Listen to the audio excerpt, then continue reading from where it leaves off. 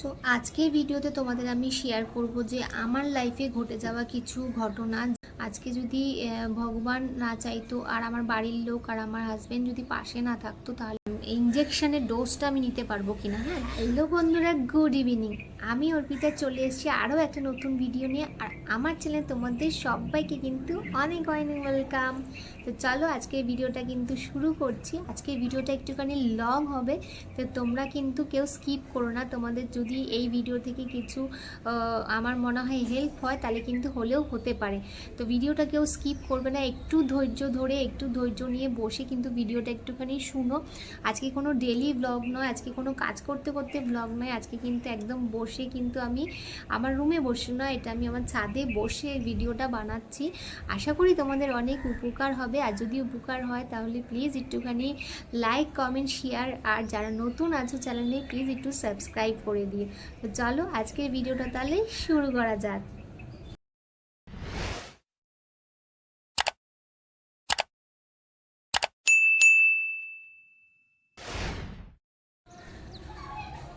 So আজকের ভিডিওতে তোমাদের আমি শেয়ার করব যে আমার লাইফে ঘটে যাওয়া কিছু ঘটনা, যেটা আমি তোমাদের সঙ্গে শেয়ার করব। আজকে যদি ভগবান না চাইতো আর আমার বাড়ির লোক আর আমার হাজব্যান্ড যদি পাশে না থাকতো, তাহলে কিন্তু আজকে আমি তোমাদের সামনে বসে এই ভিডিওটা বানাতে পারতাম না। তো আজকে ভিডিওটা এইটা নিয়েই থাকবে যে আমার লাইফে কি ঘটেছে। সত্যি আমি স্বপ্নেও কোনোদিন ভাবিনি যে আমার লাইফে এরকম একটা দিন আসবে আর এরকম ঘটনা কিছু আমার সাথে পরবর্তীকালে হতে চলেছে। আমি সেই দিনও জানতাম না, মানে যেদিনকার আমি ঘটনার জন্য আজকের ভিডিওটা করছি। আর আজকের ভিডিওটা তোমাদের সামনে বসে করতে পারতাম না যদি না আমার সেদিনকে আমার ফ্যামিলি সাপোর্ট থাকতো, আমার হাজব্যান্ডের সব থেকে বেশি সাপোর্ট থাকতো, তাহলে কিন্তু আজকের দিনটা আমি দেখতে পেতাম না। আর আমাকেও তোমরা এরকম ভিডিও করতে দেখতে না, হয়তো আমার অনেক রকম অনেক কিছু হয়ে যেত। সেটাই তোমাদের সঙ্গে আজকে শেয়ার করব। তো চলো কেউ ভিডিওটা প্লিজ প্লিজ প্লিজ কেউ স্কিপ করো না, পুরো ভিডিওটা দেখতে থাকো।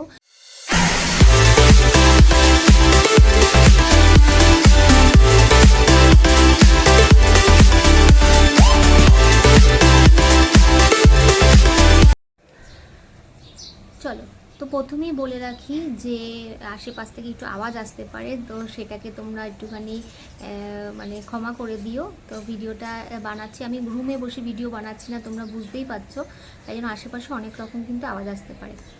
তো চলো ভিডিওটা শুরু করি। তো আজকে হচ্ছে যে আমার লাইফে, আমি আগেই বললাম যে আমার লাইফে যদি আমি এই ঘটনাটা না ঘটতো তাহলে আমি বুঝতে পারতাম না। অনেকের কাছে গল্প শুনেছি এরকম হয়, গল্প বলবো না, মানে অনেক রকম শুনেছি যে এই ঘটনা ঘটে, ডাক্তাররা এরকম হয়, ডাক্তার ওরকম হয়, কিন্তু আমার লাইফে কিন্তু এরকম কিছু মানে হয়নি যে এরকম কিছু শেয়ার করার মতন। তো যাই হোক, আজকে আমি শেয়ার করতে বাধ্য হলাম এটার জন্যই যে তোমাদের যদি কিছু এতে উপকার হয়, তাহলে কিন্তু উপকার হলেও হতে পারে, হবে কিনা আমি জানি না। তাও তোমাদের চেষ্টা করলাম যে এই ভিডিওটা আমি বানাবো। অনেকদিন ধরেই ভাবছি বানাবো করে বানানো হচ্ছিল না। তো তোমাদের প্রথমেই বলে রাখি যে আমি যখন কনসিভ করি, তো তখন আমি জানতাম না যে আমি কনসিভ করেছি। হ্যাঁ, তোমরা বলবে যে একটা মেয়ে কি জানে না যে কনসিভ করেছি কি করেনি, নিশ্চয়ই একটা মেয়ে বুঝতে পারে, কিন্তু না, আমার সেরকম কোনো ব্যাপার নেই। আমি প্রথমেই বলে রাখি, আমার যখন ফার্স্ট মানে পিরিয়ড মিস করে, তো মেয়েদের অনেক রকম এখনকার দিনে, আজকের দিনে দাঁড়িয়ে অনেক সমস্যার কিন্তু হতে পারে, অনেক রকম কারণে কিন্তু হতে পারে। তো সেরকমও আমার সেরকমই মনে হয়েছিল যে এরকম কোনো কিছু হতে পারে। যাই হোক, আমি ওটাকে গুরুত্ব দেইনি। আর আমার প্রথমত আমার ভুলটা হচ্ছে কোথায়, আমার নিজেরও কিছু ভুল তোমাদের সঙ্গে শেয়ার করব। আমার ভুলটা হচ্ছে কোথায়, যে আমি ডেট মনে রাখতে পারি না। হ্যাঁ, কোনো দিনই কিন্তু আমি ডেট মনে রাখতে পারি না, আমি ভুলেই যাই যে হ্যাঁ, একটা মানে আন্দাজ থাকে যে ওই সময়টা আগের মান্থে এই সময় হয়েছিল, হয়তো পার্টিকুলার ডেট আমার মনে থাকে না, জাস্ট একটা এই থেকে মানে এই ডেট থেকে এই ডেট, মানে এরকম একটা মনে থাকে, এছাড়া আর কিছু মনে থাকে না। মানে ভুলে যাই, কিংবা ধরো কোনো অকেশান পড়েছিল কিংবা কোনো পুজো পড়েছিল, তো তখন ওগুলো মনে রাখি, মানে মনে পড়ে যে হ্যাঁ এই ডেটটাই হয়েছিল। আদারওয়াইজ এই নর্মাল কোনো সময় আমার মনেই থাকে না, এটা আমার একটা ব্যাড হ্যাবিট। তো যাই হোক, ব্যাড হ্যাবিট তো হলো, তো আমি এরকম ভুলে গেছি, তো আমার এরকম মিস হয়ে গেছে। তো আমার শারীরিক কোনো প্রবলেম ছিল না, কোনো প্রবলেমই হয়নি। তো এরকম করে বেশ কিছুদিন কিন্তু কেটে যায়, বেশ কিছুদিন বলতে অনেক দিন কেটে যায়। তারপরে আমার মনে হয়েছিল যে হ্যাঁ, একটা মেয়ের তো একটা আন্দাজ থাকে, মানে মেয়ে বলবো না, মানে আমার একটা আন্দাজ থাকে যে হ্যাঁ এই সময় থেকে এই সময়টা তো একটা পার্টিকুলার সময় থাকে যে হতে পারে। তা আমি বললাম না, অনেক দিন তো হয়ে গেছে, তাহলে তো কিছু একটা ব্যাপার আছে। তো তা আমার হাজব্যান্ডকে বলি, তো আমার হাজব্যান্ড শুনেই তো প্রথমে একটুখানি চোখটা বড় বড় করেছিল। তো বড় বড় করতে আমি বললাম না, ওরকম কোনো ব্যাপার না, এরকম হতেই পারে, আমার যেহেতু ডেট মনে নেই, এই হবে, আজ হবে, কাল হবে, এরকম করতে করতে কিন্তু আরও কিছুদিন সময় পেরিয়ে গেল। তো পেরিয়ে যাওয়ার পরে যাই হোক, আমার নিজের এবার মনে মনে একটুখানি ভয় হলো। তো আমি কি করলাম, একটা প্রেগনেন্সি টেস্ট কিট কিনে এনে বাড়িতে টেস্ট করলাম। তো সেটা টেস্ট করাতে আমার না এসছে নেগেটিভ, না এসছে পজিটিভ, মানে এরকম একটা ব্যাপার, নেগেটিভ পজিটিভ কিছুই আসেনি, মানে ওটা ইনভ্যালিড দেখিয়েছে, মানে ডাক্তার এসছে আসেনি এরকম টাইপের। তো আমি ভাবলাম এরকম তো আমার কখনো হয় না। তো যাই হোক, ওটা আমি রেখে দিয়েছি। তো হাজব্যান্ডকে আবার বললাম, ও জিজ্ঞাসা করেছিল, তখন বললাম, তখন ও একটু শুনে একটুখানি শান্তি পেলো, এরকম একটা ব্যাপার। তাই বললাম ওরকম কোনো ব্যাপার না, কিছু আসেনি, তার মানে কিছু হয়নি, হবে নিশ্চয়ই, আমি নিশ্চয়ই ডেট ভুলে গেছি, তাই জন্য এরকম একটা হয়েছে। তারপরে আরও বেশ কিছুদিন কেটে গেল। তখন দেখলাম যে না, বেশ কিছুদিন কেটে যাওয়ার পর না, আবার তো হচ্ছে না, কিছু একটা ব্যাপার আছে। তো আমি হাজব্যান্ডকে বললাম, তখন বললো ঠিক আছে, একটা ডাক্তার দেখিয়ে নাও, এখনকার দিনে অনেক রকম সমস্যা হতে পারে, খাওয়া দাওয়ার প্রবলেমের জন্য হতে পারে। আমি আবার ভাবছি আমার বড় বড় কিছু রোগ টোগ হলো নাকি, মানে এরকম একটা কিছু ভাবছি। তো যাই হোক, হঠাৎই একদিন আমি ঘরে রান্না করছিলাম, বাড়িতে রান্নাঘরে রান্না করছিলাম, রান্না ঠান্না করে এসে বেশ আমি বসেছি, কোনো শারীরিক কোনো প্রবলেম আমার ছিল না। আর এমনি মনে মনে ভেবে রেখেছিলাম যে হ্যাঁ, আমরা ডাক্তারকে একটা গাইনো ডাক্তার দেখাতে যাব, যে আমার আর মানে কী কারণে, সেটার জন্য ভেবেছি যে যাব। তো যাই হোক, এরকম তো হলো। তারপরে আমি ঘরে গিয়ে বসলাম, ঘরে গিয়ে যখন বসলাম, তা আমার কিছু একটা প্রবলেম হচ্ছিল, তা আমি বুঝতে পারলাম। তা আমি কী করলাম, সঙ্গে সঙ্গে ওয়াশরুমে গেলাম। ওয়াশরুমে যাওয়ার সঙ্গে সঙ্গে আমার প্রচুর পরিমাণে কিন্তু ব্লিডিং হতে লাগলো, প্রচুর পরিমাণে ব্লিডিং হতে লাগলো। মানে সেই ব্লিডিংটা আমি তোমাদের বলে বোঝাতে পারবো না, যেহেতু আমার সাথে ঘটেছে সেইটুকুই আমি মানে এক্সপিরিয়েন্স হয় না, এক একটা সময় শেয়ার করা যায় না, মানে বোঝানো যায় না, মুখে বলে বোঝানো যায় না। তো সেরকম আমার প্রায় ওটা 20 থেকে 25 মিনিট ধরে আমি টয়লেটে ছিলাম। তো আমি উঠে দাঁড়াতে পারছিলাম না, আমার এতটাই ব্লিডিং হচ্ছিল, আর ব্লিডিংটা একদম অনর্গল হয়েই যাচ্ছিলো এরকম একটা ব্যাপার। তো আমার তো প্রচণ্ড ভয়ও করছিল, আর আমার শরীরটাও খুবই খারাপ হয়ে গেল, তৎক্ষণাৎ শরীরটা খারাপ হয়ে গেল, মানে মাথা ঘোরাচ্ছিল, কিরকম একটা বমিটিং ভাব আসছিল এরকম। তা আমি ভাবলাম যে ওরকম অতটা ব্লিডিং হচ্ছে, তাই জন্য হয়তো হবে। তো তখন আমি আবার মানে যখন ওটা স্টপ হলাম, যতক্ষণ স্টপ না হয় ততক্ষণ তো আমি মানে ঘরে আসতে পারবো না। তারপরে যখন আমার ব্লিডিংটা বন্ধ হলো, তারপরে আমি রুমে আসলাম, রুমে এসে আমি পুরো শরীর টরীর ছেড়ে শুয়ে পড়েছি। তো শুয়ে পড়ার পরে তারপরে তো হাজব্যান্ডকে এরকম বললাম যে এরকম ব্যাপার। তো ও বললো যে হয়তো অনেক দিন হয়নি এরকম, তাই জন্য মানে এখন ক্লিয়ার হয়ে গেল। তো আমিও ভাবলাম হ্যাঁ, সেরকমও হতে পারে, কিংবা আমার কোনো বড় রোগ হতে পারে, এরকম একটা মনে হলো। তারপরে যাই হোক, আবার আমি 10-15 মিনিট পরে রেস্ট নিলাম, রেস্ট নিয়ে না আমার ছেলেকে এবার খেতে দিতে হবে। তা আমি আমার ছেলেকে রীতিমতন খাবার বেড়ে দিয়ে খেতে দিলাম। তখন আমার বাড়তে গিয়ে তখন মানে বেড়ে দেওয়া হয়ে গেছে, তারপরে মনে হচ্ছিলো আবার কিছু একটা হবে, মানে আবার আমার ওয়াশরুমে যেতে হবে। তা আমি সঙ্গে সঙ্গে কী করলাম, আবার আমি ওয়াশরুমে গেলাম। আবার ওয়াশরুমে যাওয়াতে আমার আবার হলো ওরকম। তো আগের বার যেরকম অনেকটা লিকুইড ফর্মে হচ্ছিল, এবার আমার বেশ একটুখানি মানে কি বলবো তোমাদের, বলে আমি আবার বলছি যে আবার বলে বোঝাতে পারছি না। তখন বেশ সেরকম মানে আমার ব্লিডিংটা অনেকটা চাকা চাকা মতন বেরিয়েছে, মানে প্রচুর, তখন আমার প্রচুর হয়েছে। তখন আমি আরও ভয় পেয়ে গেলাম। ভয় পেয়ে গিয়ে তখন কী করলাম, হাজব্যান্ডকে ডাক দিলাম, ডাক দিয়ে ওকে একবার দেখিয়ে রাখলাম, যে অন্তত ডাক্তারের সাথে ও যখন যাবে আমার সাথে সাথে ও বলতে পারবে, যে ডাক্তার জিজ্ঞাসা করবে যে কীরকম দেখেছো, কীরকম টাইপের হয়েছে, কীরকম জিজ্ঞাসা করতে পারে। তা আমি ওকেও দেখালাম। তো দেখিয়ে এসে তারপরে তো বাড়িতে শুয়ে পড়লাম, মানে রেস্ট নিলাম, করলাম, আর বলছিলাম যে কী হলো, এরকম এরকম। তখনও আমি তো জানি না। তারপরে যাই হোক, পরের দিন আমি একটা মানে ইমিডিয়েট ডাক্তার দেখাতেই হবে, যে কিছু করার নেই। তারপরে কিন্তু আমার কোনো ব্লিডিং হয়নি, আর আমার কোনো অসুবিধা হয়নি। হ্যাঁ, মাথাটা ঘোরাচ্ছিলো আর শরীরটা উইক হয়ে গেছিলো, মাথা ঘোরাচ্ছিলো, শরীর উইক হয়ে গেছিলো, এরকমই জাস্ট, আর কোনো প্রবলেম হয়নি।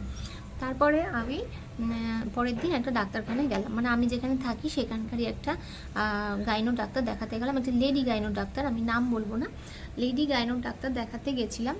তাকে আগে থেকে অ্যাপয়েন্টমেন্ট নিয়ে তারপরে দেখালাম। দেখাতে গিয়ে তো ডাক্তারকে সব কিছু খুলে বললাম, যেরকম তোমাদেরকে বললাম সেরকম ডাক্তারকে আমি সব কিছু খুলে বললাম।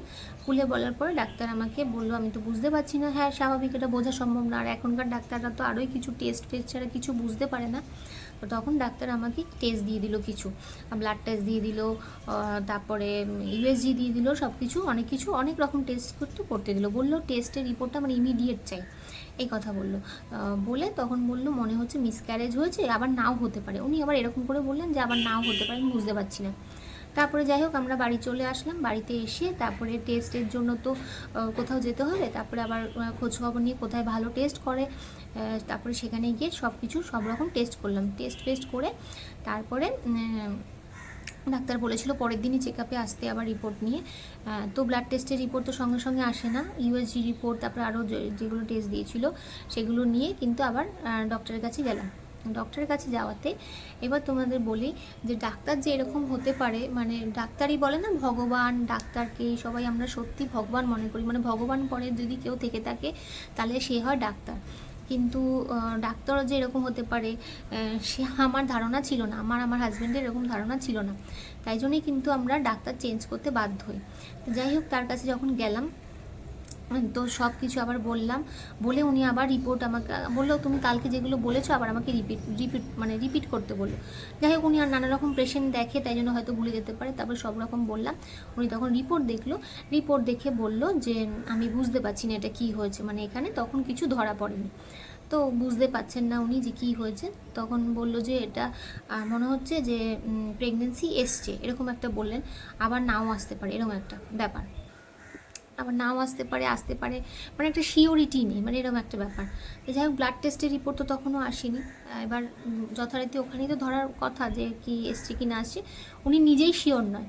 তা আবার বলছে মিসক্যারেজই যদি হয়, মানে মিসক্যারেজ হয়েছে কি না সেটাও উনি বুঝতে পারছেন না মিসক্যারেজ। তখন বলছি কি যে হ্যাঁ এরকম কনসিভ, আবার পরেক্ষণেই বলছেন যে হ্যাঁ এরকম তুমি কনসিভ করেছো, প্রেগনেন্সি আছে। তো প্রেগনেন্সি আছে শুনে আমার একটুখানি কীরকম লাগলো। তো যাই হোক তখন আমরা জিজ্ঞাসা করলাম যে এরকম কেন হলো, কারণ আমার প্রথম বেবি যখন হয়েছিল তখন আমার এরকম কোনো কমপ্লিকেশান ছিল না, নর্মাল যেরকম হয় সেরকম কিন্তু আমার হয়েছিল, সি সেকশন হয়েছিল অবশ্যই। তো যাই হোক ওনাকে বললাম যে আমার তো, বলছে না এরকম তো কোনো ব্যাপার নেই যে আগেরবার প্রবলেম হয়নি বলে এবার প্রবলেম হবে না, এরকম কোনো ব্যাপার কিন্তু নয়। বললাম হ্যাঁ সেটা তো স্বাভাবিক। তখন উনি বললেন, তখন আমরা আমাদের এখন কী করণীয় আপনি শুধু সেটা বলুন। যখন বললাম যে কী করণীয়, তখন উনি বললেন কী করণীয়, তোমাকে এখন দামি দামি মেডিসিন খেতে হবে। আর মেনশন করে দিচ্ছেন উনি, বারবারই বলে দিচ্ছেন যে কস্টলি দামি দামি মেডিসিন খেতে হবে। আর হচ্ছে প্রত্যেক সপ্তাহে একটা করে ইঞ্জেকশান দিতে হবে। কি ইঞ্জেকশানের দেওয়ার কারণটা কি, দামি দামি কী খেতে হবে সেসব বলছেন না, বলছে প্রত্যেক সপ্তাহে ইঞ্জেকশান দিতে হবে। তখন আমরা বললাম যে আমি বলেছি যে আমি যদি এটাকে, বলছে হ্যাঁ তুমি রাখতেই পারো। আমি বললাম যে আমি রাখতে চাই, আমি যদি কনসিভ করি সত্যি আমি রাখতে চাই। তো তখন বললেন যে হ্যাঁ রাখতে চাও তো রাখতেই পারো। তখন আমার হাজব্যান্ড জিজ্ঞাসা করলো, পরক্ষণে ও দাঁড়িয়েছিল, তখন ও বললো যে না এরকম কমপ্লিকেশন নিয়ে আমি রাখতে চাই না, মানে আর বলুন যে মানে কী করণীয়। ওরা যেহেতু রাখতে চায় না ও সেইটা জিজ্ঞেস করলো। তখন উনি বললেন যে আমরা ডাক্তার তো কোনো দিনই চাইবো না যে হোক, তাই এটা পুরোটাই আপনাদের ডিসিশন, মানে হাজব্যান্ড ওয়াইফের না রাখতে চাইলে আমাদেরও কিছু করার থাকে না। কিন্তু যখন হাজব্যান্ড জিজ্ঞাসা করলো তখন আমিও সাথে সাথে জিজ্ঞাসা করলাম যে রাখতে চাইলে কী কী প্রসেসিং আছে সেটা আপনি বলুন। তখন বললেন যে, তখন আমরা বললাম, হাজব্যান্ড আবার তখনই জিজ্ঞেস করলাম, আমি যখন হাজব্যান্ডকে বললাম যে আমি তো রাখতে চাই, তখন হাজব্যান্ড বললেন, ডাক্তারকে জিজ্ঞেস করলেন যে আচ্ছা যদি আমরা রাখি তাহলে পরবর্তীকালে কোনো প্রবলেম আসবে কি আসবে না সেটা আপনি বলুন। তখন ডাক্তার বলছে যে না সেটা তো আমি বলতে পারবো না, যে পরবর্তীকালে কোনো প্রবলেম আসবে কি আসবে না সেটা উনি বলতেই পারবেন না, কোনো গ্যারেন্টি দিয়ে বলতে পারবেন না।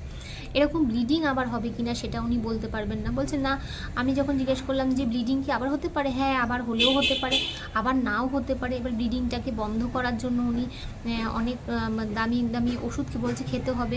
তারপরে আমার হাজব্যান্ড জিজ্ঞাসা করলো ধরুন বাচ্চাটাকে রাখলাম কিংবা বাচ্চাটা জন্মাবার পরে কোনো রকম কোনো ক্রিটিক্যাল মানে সিচুয়েশান কিংবা কোনো প্রবলেম হবে কি না বাচ্চাটার কিংবা আমার, এরকম জিজ্ঞাসা করলেন। তখন বললো সেটা তো বলতে পারছি না যে সেটা হবে কি না, যে পরবর্তীকালে বাচ্চাটা যখন সুস্থ একটা বেবি হবে কি না সেটা উনি বলতে পারছেন না গ্যারেন্টি দিয়ে, যে না হ্যাঁ একটা সুস্থ বেবি তোমাদের হবে কিংবা সুস্থ বেবি হবে না, সেটা উনি ক্লিয়ার করে বলতে পারছেন না যে হবে কি হবে না। কিন্তু এখন আমাকে উনি বারবার করেই মেনশন করছেন যে যদি তুমি রাখো তাহলে তোমাকে এখন দামি দামি মেডিসিন খেতে হবে, আর এবার ইঞ্জেকশনও দামি দামি নিতে হবে। ফাট করে বলেই তখন উনি বললেন যে আরেকটি কথা শুনে সত্যি এখনও যখন আমরা ভাবি দুজনে, তখন ভাবি যে উনি কি বলেছিলেন এটা। তখনই বলেন যে তোমাদের কোনো ফিনান্সিয়ালি কোনো প্রবলেম নেই তো, হট করে উনি এই কথাটা বললেন। তখন আমরা ভাবলাম যে এই কথা উনি কেন বললেন, যে না ফিনান্সিয়াল কোনো প্রবলেম মানে আমাদের প্রবলেম আছে কি না, মানে এটাতে প্রচুর খরচা সাপেক্ষ। মোট কথা হচ্ছে আমরা যদি রাখি প্রচুর খরচা হবে, প্রচুর কিছু হলেও হতে পারে, নাও হলেও নাও হতে পারে এরকম। তো ডাক্তার হয়ে যদি একটা রিপোর্ট দেখে যদি ঠিকঠাক ইনফরমেশান না দিতে পারে যে এরপরে তুমি এই স্টেপটা করো, এরপরে তুমি এই স্টেপটা করো, তাহলে তোমার এটা হবে কিংবা এত কিছু হবে। এই যে ধরো আমি যে জার্নিটা দিয়ে যাচ্ছি, হ্যাঁ এখন কত কিছু মেডিকেল সায়েন্স এখন কত উন্নত হয়ে গেছে, সেই সব সম্বন্ধে উনি আমাদের কোনো ইনফরমেশান দিলেন না, কোনো কিছুই বললেন না যে হ্যাঁ তোমরা রাখো, এগুলো তো জানা যেতেই পারে যে এটা করলে ওটা হবে, বেবি কোনো প্রবলেম হবে কি হবে না সেগুলো সব জানাই যাবে।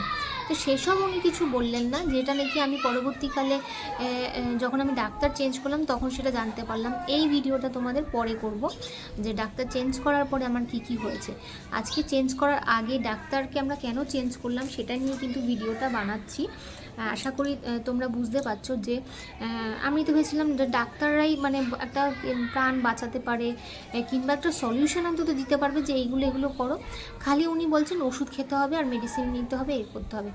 তো তখন মনটা খুবই খারাপ হয়ে গেল, যেহেতু উনি গ্যারেন্টি দিয়ে বলতে পারলেন না যে আমরা বাচ্চাটা যদি রাখি তাহলে পরবর্তীকালে বাচ্চাটি যখন বেবিটি হবে তখন কোনো প্রবলেম দেখা দেবে না কিংবা মাও সুস্থ থাকবে, বাচ্চার মা দুজনেই সুস্থ থাকবে, সেরকম কোনো গ্যারেন্টি দিয়ে বলতে পারলেন না। হ্যাঁ এখন হয়তো তোমরা বলবে যে এরকম কোনো গ্যারান্টি দিয়ে কি বলা যায়, বলা না গেলেও কিন্তু 90% তো বলা যেতেই পারে, যেহেতু এখন মেডিকেল সায়েন্স অনেক উন্নত হয়ে গেছে। তারপরে যাই হোক ওনাকে দেখালাম, উনি সঙ্গে সঙ্গে বলে দিলেন এই নার্সিংহোম এই সেই এখানে দেখাতে হবে, আমাকে এই করবে। উনি ওষুধপত্র লিখে দিলেন, ইঞ্জেকশন লিখে দিলেন। ইঞ্জেকশানের কি এফেক্ট হবে হ্যাঁ বলতে পারছি না, ইঞ্জেকশানে কীরকম মানে অ্যাডভান্টেজ ডিসঅ্যাডভান্টেজ আমি নিতে পারবো কি, ইঞ্জেকশানগুলো নিতে পারবো না, আর সেরকম মানে কোনো কিছুই বললেন না। মানে আমি কিছু জানি না, আমি কিছু বলতে পারছি না, তোমরা এই মেডিসিন নেবে, দামি দামি মেডিসিন নেবে, তোমরা এরকম ওষুধ দামি দামি সব লিখে দিল, এরকম করে দিল। যাই হোক ওরকম করে তো আমরা ডাক্তার কাছ থেকে চলে আসলাম বাড়িতে। এসে আমার বাড়িতে একটুখানি প্রবলেম হয়েছিল, যখন প্রবলেম বলতে এইটা নিয়ে একটুখানি সমস্যা যে আমার হাজব্যান্ডের মধ্যে, যে আমি বলেছিলাম রাখতে চাই, তখন হাজব্যান্ড বলছে না, ডাক্তার কিছু বলছে না ঠিক করে যে রাখা যাবে কি যাবে না, আর তুমি বলছো যে রাখা যাবে, কি করে রাখা যাবে। আমার হাজব্যান্ডের একটাই কথা ছিল যে আমার যেহেতু আগে বেবি আছে, হ্যাঁ তাকে আমাকে দেখতে হবে, আমার একটা পুরো সংসার আছে তাকে দেখতে হবে, তো আমি এইটার জন্য যদি আমার কিছু একটা ক্ষতি হয়ে যায় তাহলে তো আমি কিছুই করতে পারবো না, সব কিছু আমার ভেসে যাবে। তো ওর দিক থেকে কিন্তু ও একদম সঠিক কথা বলেছিল আমাকে। তো তখন আমারও মনটা ভেঙে গেছিলো, বললো যে আমাকে বলেছিল আমার হাজব্যান্ড যে হুটোপাটাতে কোনো ডিসিশন নিতে না। তো আমার হাজব্যান্ড বলেছিল কোনো দরকার নেই, এরকম কমপ্লিকেশান যখন রাখার কোনো দরকার নেই, যেহেতু আমরা নিজের চোখে কোনো কমপ্লিকেশান দেখিনি, তাই জন্য কমপ্লিকেশান এসছে এটা নিয়ে পরবর্তীকালে আমরা নাড়াঘাটা করতে চাই না, মানে এরকম একটা ব্যাপার। যে আমার হাজব্যান্ড চায় না যে না যে আসেইনি তাকে নিয়ে এত মায়া জড়ানোর কোনো দরকার নেই, এরকম বলেছিল। তো বাড়িতেও আমার শাশুড়িও তাই বলেছিলেন। না আমার হাজব্যান্ডের একটাই কথা, দামি ওষুধের থেকে বড় কথা আমি দামি ওষুধ ইঞ্জেকশানের ডোজটা আমি নিতে পারবো কি না, হ্যাঁ কারণ উনি আগেই নিতে পারবো কি পারবো না ওনার কোনো গ্যারেন্টি নেই যে না হ্যাঁ অসুবিধা নেই, এরকম কোনো সে সম্পর্কে উনি ক্লিয়ার করে কিছু বলছিলেন না, তাই জন্য আমরাও বুঝতে পারছিলাম না। তারপরে আমার বাবা মাকেও জানানো হয়, বাড়ির তো জানানো হয় বলতে বাড়ির এই 2-3 জনই, মানে আমরা তো আছি এরকম, তো তখন আমার মা বললেন, যখন সবটা শুনলেন, মা বললেন যে ঠিক আছে, তোমরা একটা অন্তত অন্য ডাক্তার তোরা একটা দেখা, মানে সেও যদি একই কথা বলে তখন নাহলে দেখা যাবে যে হ্যাঁ পরবর্তীকালে আমরা আর এটাকে রাখতে চাই না। যদি সেও বলে যে না হ্যাঁ পরবর্তীকালে তোমাদের এই ব্লিডিংয়ের এই প্রবলেমটা আবার হতে পারে, এই পরবর্তীকালে এই ব্লিডিংটা হয়ে যাওয়া মানে কিন্তু মিসক্যারেজ, যেটাকে বলে মিসক্যারেজ হয়ে যাওয়া। হ্যাঁ, পরবর্তীকালে আবার প্রেগনেন্সি জারিতে 3 মাস কিংবা ধরো আবার 6 মাসের মাথায় কিংবা 5 মাসের মাথায় কিন্তু মিসক্যারেজ হয়ে যেতে পারে। এরকম কিন্তু ডাক্তার আমাকে বলেছিলেন, হয়ে যেতে পারে আবার নাও হতে পারে, এরকম বলেছিলেন, যে আমি নিজে বলতে পারছি না যে হবে কি হবে না, এরকম কথা। তখন আমার বাড়ির থেকে যখন বলা হলো, তখন আমি হাজব্যান্ডকে বললাম যে হ্যাঁ ঠিক আছে, তাহলে আমি আরেকটা ডাক্তার দেখাতে চাই, আমি অন্য একটা ডাক্তারের সাথে কনসাল্ট করতে চাই, যে কোনো ডাক্তার হতে পারে সেও যদি একই কথা বলে তাহলে নাহলে আমি ডিসিশন নেব যে হ্যাঁ আমি মানে আমরা রাখবো না, এরকম বললাম। হাজব্যান্ডকে বোঝানোর পর সে বুঝলো, হ্যাঁ অবশ্যই তাকে বোঝালে জিনিসটা বোঝে, সেও বুঝলো। আজকে সত্যি সে বুঝেছিল বলেই কিন্তু আজকে এই দিনটা তোমাদের সঙ্গে শেয়ার করতে পারছি, এই ভিডিওটা তোমাদের সঙ্গে শেয়ার করতে পারছি। তো সেদিন যদি ডাক্তার আমাকে একটু আশা দিতেন, ভরসা দিতেন, কিংবা অন্যরকম কথা কিছু বলতেন, তাহলে কিন্তু আমরা এতটা ভয় পেয়ে যেতাম না। ডাক্তারের কথাতেই কিন্তু আমরা এতটা ভয় পেয়ে গেছিলাম। তারপরে আমাদের পরের জার্নিটা তোমাদের পরের ভিডিওতে শেয়ার করব, যে পরে ডাক্তারের কাছে আমরা যখন গেছিলাম কি হলো। আর চলো তোমাদের আজকে জানি না কি মানে বোঝাতে পারলাম কি না আমার বক্তব্যগুলো, যে আমি ডাক্তারের নাম নেব না, একটা লেডি ডক্টর ছিলেন, তো তিনি এরকমভাবে মানুষকে ভয় দেখিয়ে দিতে পারে। মানে আমার কাছে কথা হচ্ছে ডাক্তার হয়ে মানে আমি জানি যে ডাক্তার মাথায় হাত রেখে ডাক্তারকে দেখেই অনেকটা মানুষ মানে রোগ সেরে যায় না, সেরকম নয়। মানে একটা ডাক্তার আছে যে তার কথায় তাকে দেখেই কিন্তু অর্ধেক রোগ তোমার চলে যাবে, কিন্তু এখানে নিজেই ডাক্তার দেখলাম বলছে যে না উনি কিছুই জানেন না, তাহলে উনি জানেনটা কি? আমার কাছে বক্তব্য হচ্ছে ডাক্তার কিছু জানেন না, তাহলে উনি জানেনটা কি? উনি একটা রিপোর্ট দেখে ঠিকঠাক বলতে পারছেন না যে রিপোর্টটা কি এসেছে, রিপোর্টে পরবর্তীকালে কি হবে, ওষুধের রিয়াকশান কি হবে, সেসব উনি কিচ্ছু বলতে পারলেন না।